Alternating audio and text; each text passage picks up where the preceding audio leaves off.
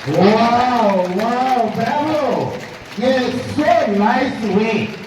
Priyanshu, Priya, C,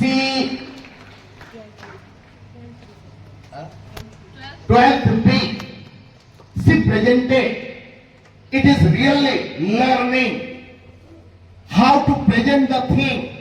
जैसे मुझे लगा एक अच्छा वक्ता लोकसभा में जो स्पीकर को एड्रेस करता है, मान्यवर, हर 2-3 लाइन के बाद मान्यवर जैसा जज को माय लॉर्ड करके पुकारता है एक एडवोकेट, उसी तरह उन्होंने so sweet voice, melodious voice में गुरु की महिमा को उन्होंने वर्णित किया. Really I salute her that so nice way. Madam Ragini Shrivastava ने ऐसे एक जो इसको नगीना को चुना, वो नगीना हमारे पास अपनी बातों को रखी. गुरु चरणन जिन अगम गम लखाया, गुरु ज्ञान दीप प्रकाश करी, पथ खोली दरस दिखाया. जेहि कारणे सिधा बचे, सो गुरु कृपा से पाया. अकह मूर्ति अमिय सुरति, ताहि देखे समाया, ताहि देखे समाया.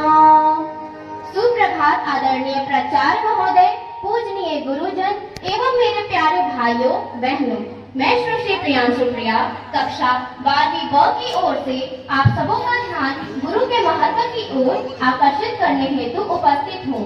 मेरी त्रुटियों पर ध्यान न देते हुए ध्यान पूर्वक मेरे विचारों के भाव को सुनेंगे एवं मार्गदर्शन करेंगे. मान्यवर, गुरु शब्द 2 अक्षरों के योग से बनता है. गु का अर्थ है अज्ञान या अंधकार और रु का अर्थ है प्रकाश या ज्ञान. अर्थात जो शिष्य को अज्ञान के अंधकार से ज्ञान के प्रकाश की ओर अग्रसर करता है उसे गुरु कहते हैं.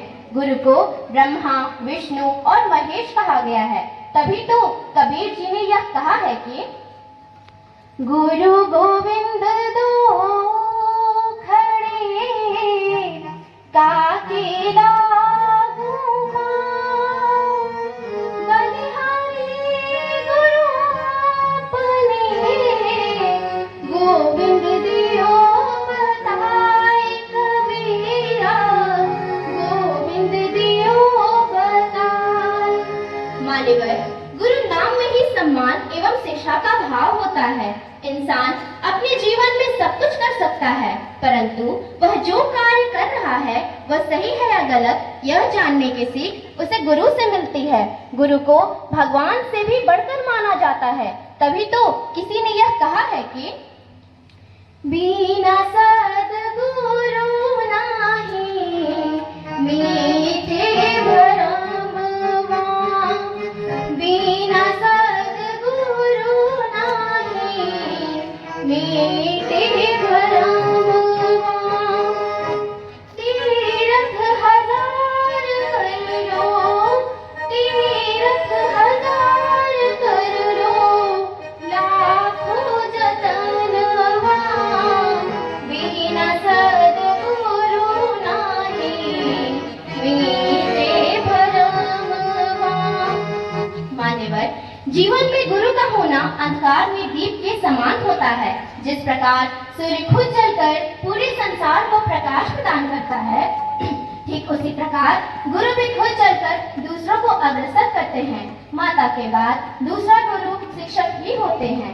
महामहिम मान्यवर, हम यह जानते हैं कि प्रत्येक सफल व्यक्ति के पीछे एक गुरु का हाथ होता है. यदि महाभारत में अर्जुन को गुरु द्रोणाचार्य का साथ नहीं मिलता तो शायद अर्जुन भी धनुर्विद्या नहीं सीख पाते. यदि भगवान राम को वशिष्ठ मुनि एवं विश्वामित्र का साथ नहीं मिलता तो शायद वो भी रावण से युद्ध में विजय प्राप्त नहीं कर पाते। यदि स्वामी विवेकानंद जी को गुरु रामकृष्ण परमहंस जी का साथ नहीं मिलता तो शायद भारत को उसकी अद्भुत एकता का अनुभव नहीं हो पाता। मान्यवर, प्रस्तुतित उदाहरण यह बताते हैं कि मनुष्य जीवन में गुरु का होना एक वरदान है। बिना गुरु के जीवन मानो उस गाड़ी की तरह है जिसमें पहिए तो हैं पर पेट्रोल नहीं। मान्यवर, एक सच्चा गुरु वही होता है जो अपने शिष्य में छुपे हीरे को पहचान कर उसे तराशता है। गुरु सम्मान के पात्र होते हैं। उनके आशीर्वाद में इतनी शक्ति होती है कि वह रंग को भी राजा बना सकती है। वर्तमान समय में छात्र एवं गुरु का संबंध बदल रहा है। अब छात्र अपने गुरु का सम्मान करने की जगह उनका अपमान करने लगे हैं एवं अपने से बड़ों से अपशब्द भी कहते हैं, परंतु वह यह भूल जाते हैं कि गुरु का अपमान करके वह स्वयं को एवं अपने माता पिता तथा गुरुजनों द्वारा दिए गए संस्कारों को भी कलंकित करते हैं। ऐसे छात्र जीवन में कभी सफल नहीं हो पाते। यदि आप पूर्ण रूप से शून्य हो परंतु गुरु का सम्मान करना जानते हो तो उनका आशीर्वाद आपको अंधकार में भी रोशनी प्रदान करेगा और जीत आपकी होगी। मान्यवर, इसका सटीक उदाहरण स्वयं गुरु चाणक्य हैं, जिन्होंने अपने ज्ञान के माध्यम से चंद्रगुप्त मौर्य जैसे साधारण बालक को सम्राट बना दिया। उन्होंने चंद्रगुप्त मौर्य में छुपे हीरे को पहचाना एवं उसे तराश कर भारत को अर्पित कर दिया। मान्यवर, गुरु चाणक्य के अनुसार गुरु का स्थान पिता के स्थान के समान होता है। जिस प्रकार एक पिता कभी भी अपने बच्चों के लिए बुरा नहीं सोच सकते, ठीक उसी प्रकार गुरु भी अपने शिष्यों के लिए कभी गलत नहीं सोचते। अतः हमें अपने गुरु का सम्मान करना चाहिए एवं जीवन मार्गदर्शन हेतु उनसे ज्ञान प्राप्त करना चाहिए। और अंत में गुरु के चरणों में श्रद्धा सुमन अर्पित करने हेतु कुछ पंक्तियां प्रस्तुत हैं। वंदे